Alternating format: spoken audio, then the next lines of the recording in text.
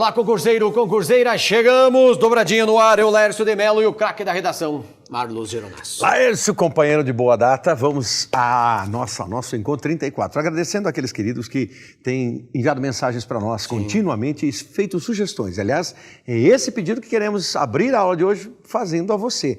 Coloque sugestões mesmo, traga para nós temáticas que você gostaria de ver e por que gostaria de ver para que nós trabalhemos em conjunto. Há vários pedidos que estão aí na mesa, então nós vamos colocando no ar. Hoje, separamos um tema que todos os anos, todos os anos, invariavelmente, quando termina aquela fase de vestibular, chove de notícias, claro, o pessoal está indo para a faculdade, chove de notícias em relação a isso e a impressão que se tem é que as pessoas não aprendem. Então, vamos tratar hoje dos trotes nas universidades. Perfeito. Perfeito? Esse é o nosso tema, trote nas universidades. Pouquinho de história, não, Lércio? Porque sempre começa com a introdução em um texto, que é a apresentação que precisa acontecer literalmente. Então, um pouquinho de história. No Brasil, nós temos a escola pública e a escola particular. Escola pública e escola privada. Muito bem. As escolas públicas dominaram o ensino superior durante muito tempo. A expansão das escolas particulares se deu imperiosamente no século XXI. Isso é uma grande verdade. Você pode ter consultas nesse sentido. E por que isso? Porque havia, por parte do governo, até sempre do agente governamental, década de 70, 80, 90, uma necessidade de controlar o ensino superior. Ter o poder sobre ele. Porque as universidades são federais ou são estaduais. Muito bem. Então você tem, via de regra, universidades federais geridas pelo Ministério da Educação, pelo dinheiro público que vem da União. Muito bem. Então essas escolas precisaram nasceram, são as mais antigas, e aglutinavam estudantes, mas poucos estudantes. Sim, pouquíssimos. Por isso é que surgiu, com muito poder, sobretudo nos anos 1980, o advento do vestibular, não é, Laércio? Que é o processo seletivo para o ingresso no ensino superior. Processo seletivo para o acesso ao ensino superior. Uma forma de selecionar aqueles, entre aspas, mais capazes. Isso, gostei. Perfeito. Entre aspas, por quê? Porque a prova é feita em um dia, 2 dias. Houve, então naquela época, vamos voltar, momentos em que o vestibular era feito durante a semana toda. Segunda, terça, quarta, quinta, você fazia 3 dias, 4 dias. O meu foi 3 dias. 3 dias, normal, né? Normal que houvesse, para esse processo, essa testagem do aluno. Então, processo seletivo para o acesso ao ensino superior. O ensino superior público não dava conta porque a demanda era muito grande. E não vamos deixar de dizer que isso era uma tolice. Mas em tese até hoje não dá conta, né? Sem dúvida. Veja, a Universidade Federal do Paraná, uma média de 50 mil alunos. 50 mil. 4 mil vagas? 4, 5 mil agora, com o litoral chegando a 7 mil vagas. Mas de qualquer maneira, assim, dá pra gente dizer que ficam ainda 50 mil de fora. Se você tem, hipoteticamente, 50, um pouquinho mais, você falou bem, um pouquinho mais de 50 mil. Se eu tenho 7 mil, 43 mil vou ficar fora. Estou falando só de uma unidade da federação. Exatamente, 43 mil vão ficar fora. Então, e para onde vai essa gente? Represada. E aí que está o erro, né, e a tolice do passado. Porque você solidifica o ensino, a educação infantil, ótimo.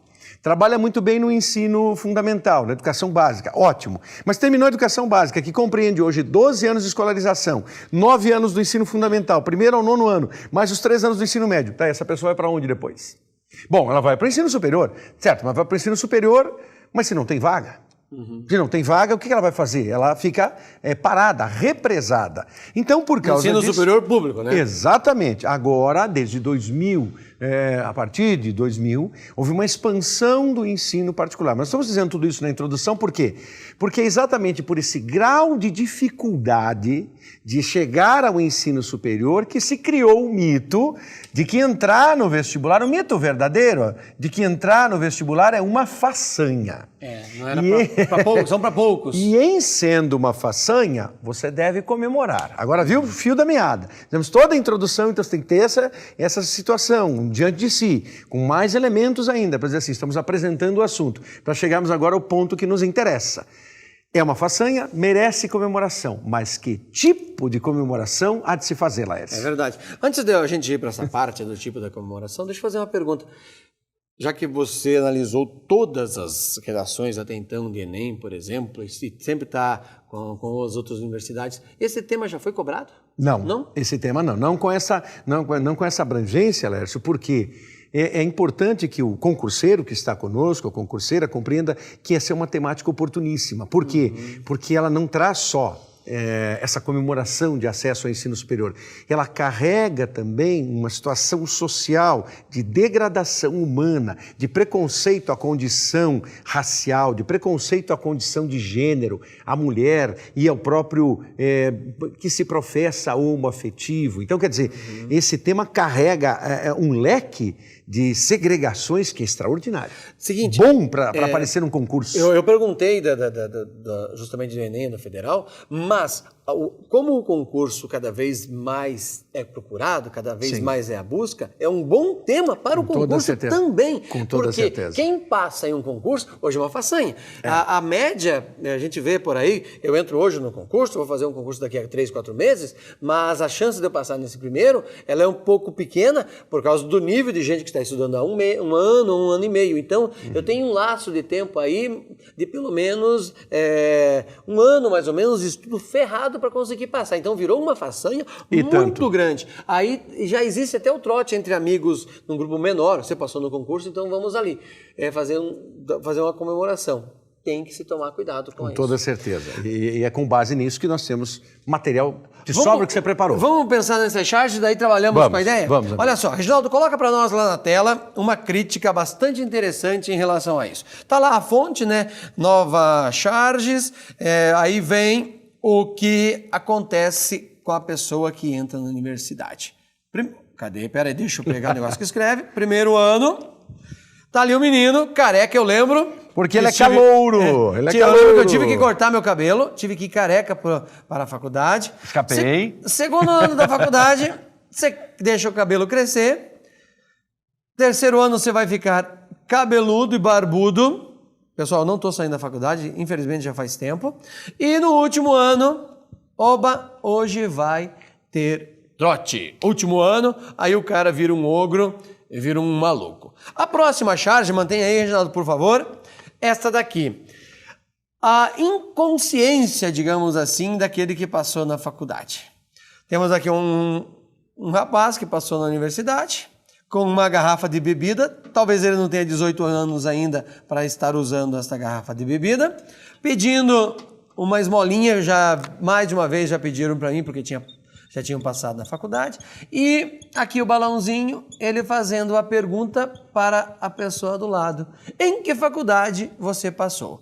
Uma falta de consciência do que está acontecendo. Então, está aqui a nossa fonte também, que você pode depois pesquisar. E a próxima, que não é uma charge, mas daí é uma propaganda efetivamente bem bolada, bastante pesada se você for analisar. Tem, por exemplo, a OAB de São Paulo enganjada no assunto, batendo forte, brigando de maneira com argumentos. O rosto da menina aqui, essa lágrima dela deixa bastante sangue. Gente pensar. As mulheres sofrem muito num trote. Sem dúvida. Entrar na faculdade tem que ser motivo de alegria e não de lágrimas de sangue. Exatamente, porque é uma façanha, sim. E entendamos, porque há cursos, boa parte deles, no ensino público, nas universidades públicas, em que o ingresso, a entrada, requer uma concorrência fenomenal. Vamos à medicina, por exemplo. Né? Vamos pensar no tripé colonial da nossa cidadania, né, Lércio? Que envolve o quê? Medicina, direito e engenharia. As engenharias? São os doutores. Né? Isso continua. O Brasil, colônia, continua existindo. As pessoas querem ser doutores mesmo. Então, ingressar nesses 3 cursos sempre é complexo. Embora eles não tenham o título de doutor, eles carimbam exatamente. Lá, né? Embora em medicina seja bem mais concorrido, a concorrência maior, e também em algumas situações de engenharia. Em direito, com a expansão do ensino privado, a concorrência se tornou bem menor. Mas aí existe um outro problema, que é o represamento, que faz a própria OAB que você citou. Porque a OAB, você tem 100 mil bacharéis sempre disputando vagas anualmente. Desses 100 mil, 16, 18 mil conseguem, então vai ter 15, 20%, nem chega a 20% todos os anos. Quer dizer, represa. Por quê? Porque o cara foi mal formado, deformado ou não quis Também fiz o curso de Direito, tem casos vai ser assim... juiz, vai ser promotor. Há casos assim, mas outros casos simplesmente não tenho competência. Mas não a consigo. medicina também tem um represamento na sua instituição de classe na hora de fazer a prova. Ou eles não têm uma nota... Aí é que está, Lécio. Então, só para ter ideia, a concorrência em 2013, os números que eu darei em 2013, você falou em UFPR, e eu vou citar o UFPR e citarei também a poderosa USP, a que FUVEST. É a nossa referência Demos de Brasil. Quando nós, em 2013, tivemos mais de 72 candidatos vaga, 72 vaga para medicina, na UFPR 76 candidatos vaga. A concorrência da UFPR foi maior. Então esse represamento faz com que os benditos que passaram, pouco menos de 200 pessoas que conseguiram passar para ter essa concorrência, foram quase 10 mil candidatos. Sim. E com uma nota alta. Altíssima. Uma nota lá em cima. Então, daí ele tem que comemorar. Mas que tipo de comemoração é essa? Comemorar é olhar a família, é agradecer, é comemorar com os amigos, é você se divertir, é sair, é ouvir música, enfim, isso é.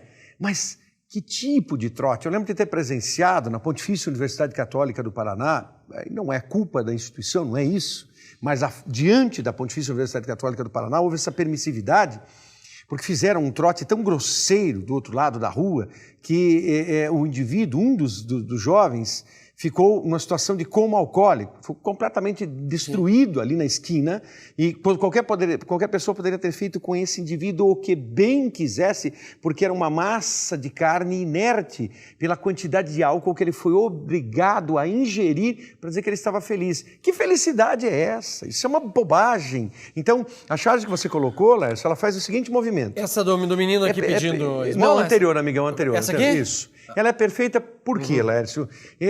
Na verdade, quando ele entra na faculdade, ele deve fazer um movimento crescente de vida. Porque nós sabemos que no Brasil, essa é uma informação que você pode usar no seu desenvolvimento. No Brasil, o indivíduo que tem o ensino superior completo, ele terá potencialmente uma possibilidade enorme de ter um salário maior. Isso não é uma garantia, é óbvio, você tem pessoas que não têm as chances aumentam. Um ensino superior e acabam tendo um salário maior, mas são exceções. A regra pressupõe, a maioria dos que têm ensino superior terão um salário um pouco maior, uma condição de vida um pouco melhor, né, nesse contexto. Então, é um momento crescente de vida. Entrou no primeiro ano, ele entra assustado, ele quer conhecer a instituição, ele quer se situar, então ele não vai colocar horror em nada. Mas daí no segundo ano, ele já está mais senhor da situação, que é aquele segundo movimento. Coloca lá, Reginaldo. Ele já está no segundo. No terceiro ano, ele está um Laércio da vida. Então está lá. Ele já está mais... eu não quero chegar aqui. Então ele já domina tudo e ele já não está mais pensando na entrada. A entrada ficou. Sim, ele já está pensando na porta. Agora ele olha a saída.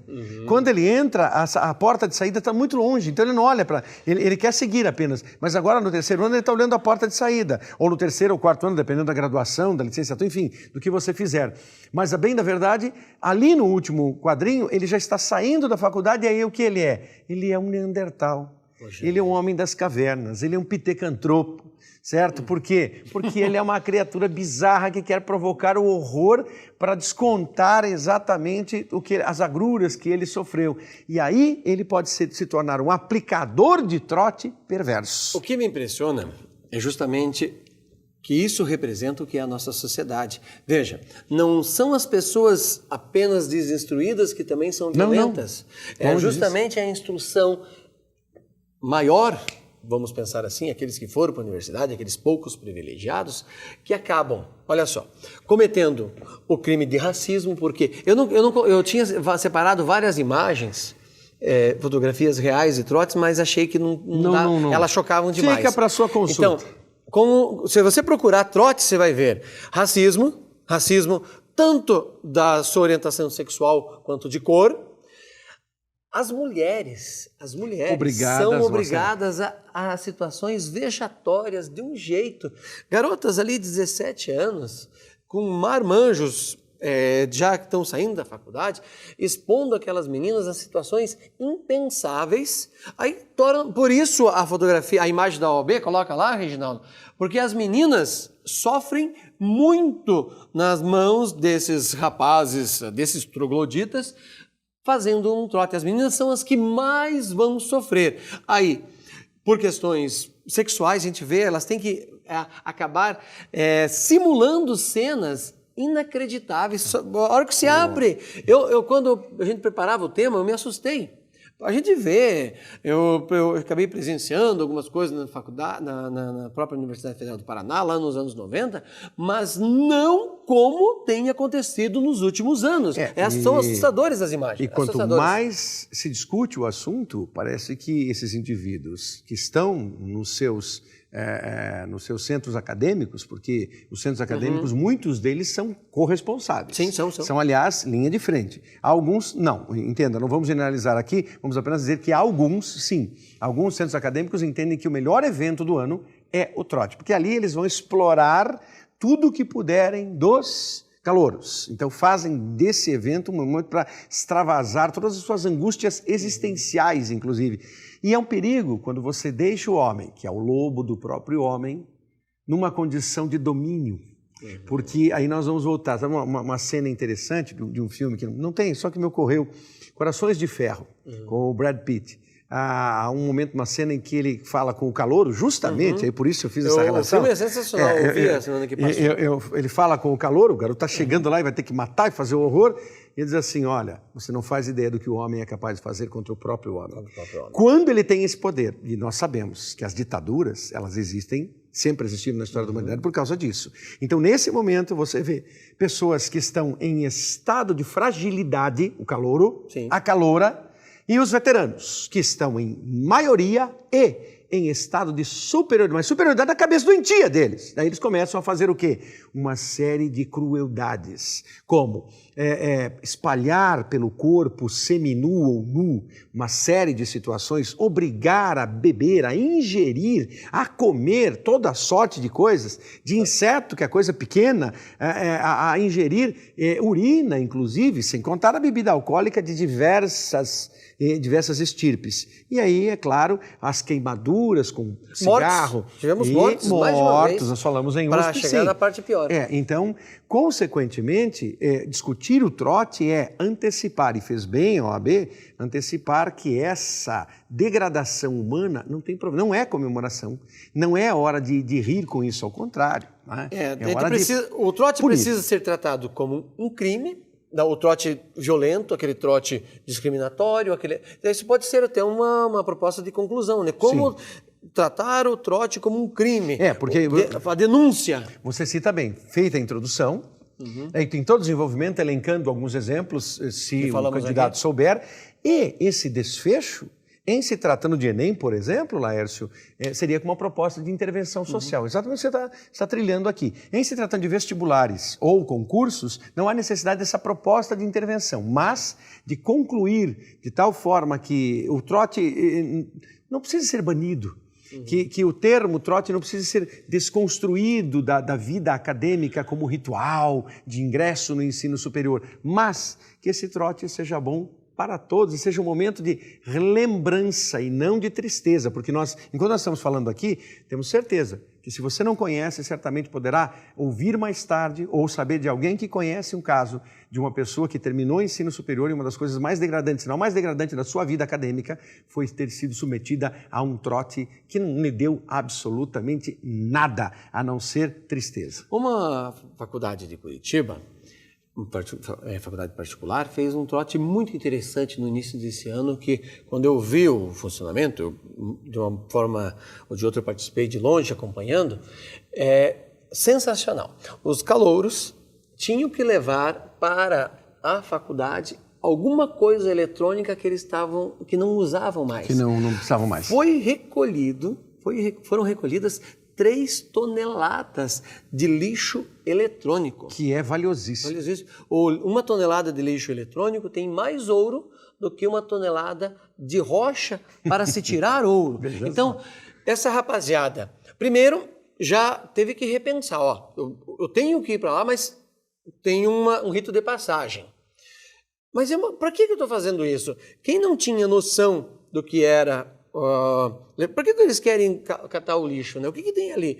Justamente evitar que um aparelho como este aqui, como o computador que está na nossa frente, vá para a natureza e polua o meio ambiente. Então você conseguiria retirar o ouro que está ali, transformar em outros equipamentos eletrônicos e evitando assim uma degradação. Este é um tipo de trote que traz um benefício para o aluno que está chegando, para aquele que teve que pensar. Porque o centro acadêmico, vou citar a faculdade, a Unicuritiba, o centro acadêmico que teve que pensar, reuniu ali os professores, a coisa foi muito bacana. E trouxe um resultado, assim, espetacular. Porque em casa a gente tem um punhado de lixo eletrônico. Com toda certeza. Você tem em casa. E daí você fala, opa, vou limpar isso e vou levar para eles. Isso é útil. Então, nessa proposta final, em se tratando de Exame Nacional de Enem, é uma proposta de intervenção da sociedade, a bem da própria sociedade. Por quê? Porque no Enem você tem o tripé, tem Estado, sociedade e poder público. Estado, sociedade e poder público. Essa ação deve vir ao encontro de uma harmonização desses três grupos definidos em prol do todo, que somos nós.